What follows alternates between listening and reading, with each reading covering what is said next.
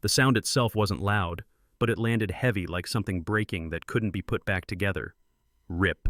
Denim tearing in a federal courthouse hallway, echoing off marble and glass. People froze. You could feel it that moment when everyone knows a line's been crossed, but no one's sure who's going to pay for it. The man holding the torn sleeve smiled like he'd just reminded the world who he was. The woman standing there didn't scream, didn't cry, didn't beg. She just looked at him calm in a way that should have scared him. He didn't know it yet, but in less than 10 minutes when the bailiff said, "All rise," that same woman would walk into the courtroom wearing a black robe, and the smile on his face would die for good. I remember the smell in that building, old cleaner, burnt coffee, nervous sweat, the kind of place where people talk quiet even when they don't have to. Red Brook Federal Courthouse always felt like that, heavy, like it remembered things. That morning was already hot, the AC barely working, tempers short, patience thinner. Most people moved fast, eyes down, just trying to get through their day. Except Ryan Keller. Ryan never rushed. 6'4", built like he'd never been told no, haircut, sharp, expensive watch flashing every time he lifted his arm. Even out of uniform, you could tell he was a cop. Not the kind who blends in, the kind who expects the room to bend around him. He was on his phone laughing too loud, saying things he didn't bother to lower his voice for. They got nothing, he said. Footage is gone. You know how it goes. Yeah, it's handled. People heard him. They always did. Nobody ever said anything. Ryan Keller had been on the force 15 years, Street Crimes Task Force, the kind of unit people whispered about. They called him the Wrecker, because wherever he went something broke, cameras malfunctioned, evidence got misplaced, suspects tripped downstairs, and somehow every time it never stuck. Internal Affairs shrugged, prosecutors hesitated, judges looked the other way. Ryan learned early that confidence was armor and fear did the rest. That morning was supposed to be easy, a hearing about missing drug money. He knew the local judge, poker nights, favors owed. He checked his watch and smirked. Kings don't rush, right? He turned the corner toward courtroom 3C, expecting the hallway to part like it always did. Most people stepped aside. One person didn't. She was standing near the water fountain, arms full of folders, the kind that look heavier than paper should be. Mid-40s, black hair pulled back tight, glasses sliding down her nose, denim jacket faded like it had history. Nothing flashy. She looked tired, focused, like someone who had a job to do and not enough patience for nonsense.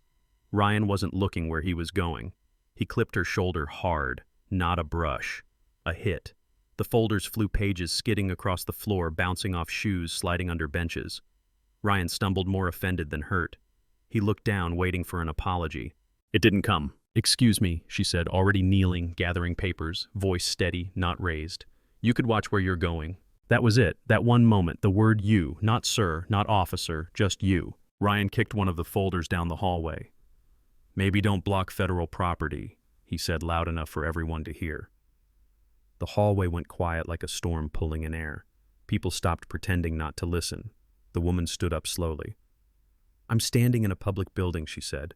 "Please don't touch my things." Ryan laughed and stepped closer, crowding her space. "I don't take orders from people like you. Move." She didn't.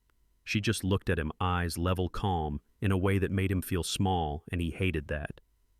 He grabbed her jacket at the collar and shoved. He didn't mean to rip it, or maybe he did. The fabric tore clean, loud, ugly. Rip. She stumbled back into the wall, head knocking lightly. Gasps rippled through the hallway. Ryan tossed the torn sleeve on the floor like trash. "Buy better clothes," he sneered. "Now get out of my face." She adjusted her glasses. Her hand touched the exposed shoulder where the jacket had been. When she spoke again, her voice was different, lower, colder. "You've made a serious mistake," she said. Ryan scoffed. "Sue me." He turned and walked away, already forgetting her, already convinced he'd won. He high-fived his partner near the courtroom doors and went inside, confidence intact. Courtroom 3C was packed. Reporters up front, families in the back. Ryan sat down next to his lawyer. Mark Ellis loosened his shoulders, whispered a joke. "Where's Judge Harmon?" he asked. Ellis frowned. "Substitution, family emergency." Ryan rolled his eyes. "Doesn't matter." "All rise." The door behind the bench opened. It wasn't Judge Harmon. A woman stepped out instead. Tall posture, controlled movements, black robe flowing calm and deliberate. She didn't look at the gallery. She walked straight to the bench, set her files down, and looked directly at the defense table. Ryan felt his stomach drop like he'd missed a step on stairs. He knew that face. "Be seated," she said. The voice hit him hard, same cadence, same calm. The hallway, the jacket. Ryan grabbed Ellis's arm. "That's her," he whispered. "That's the woman." Ellis stared at the bench face, draining, as the bailiff announced, "The Honorable Judge Naomi Cross presiding." Ellis swallowed. "Federal Circuit," he muttered.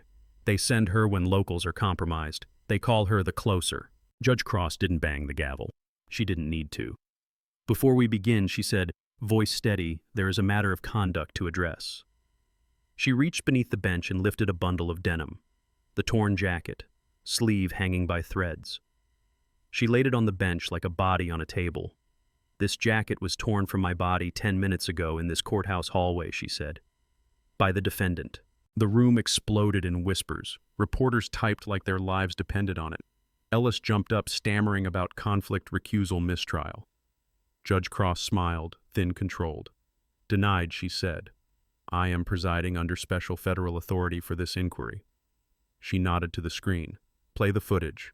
The video showed everything. The collision, the shove, the rip, the insult. The audio was clear.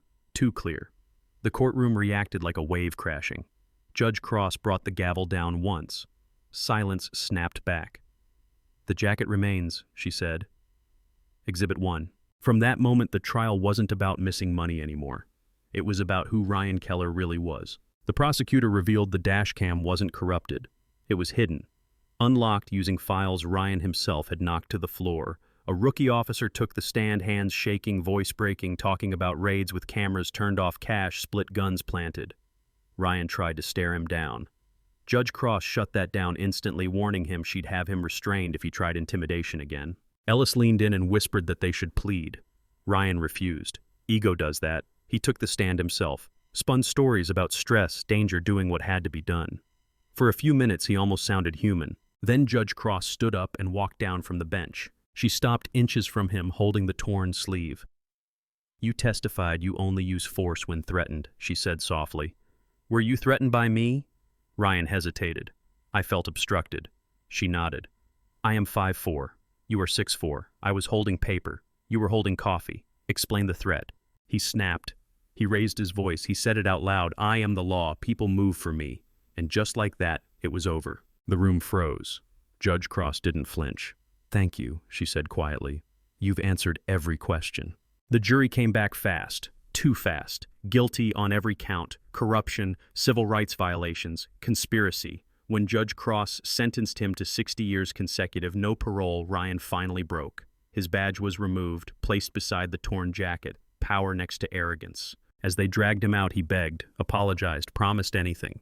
Judge Cross didn't respond. She folded the jacket, carefully placed it in her briefcase, and walked out. Justice didn't yell that day. It didn't need to. So here's what I want to know.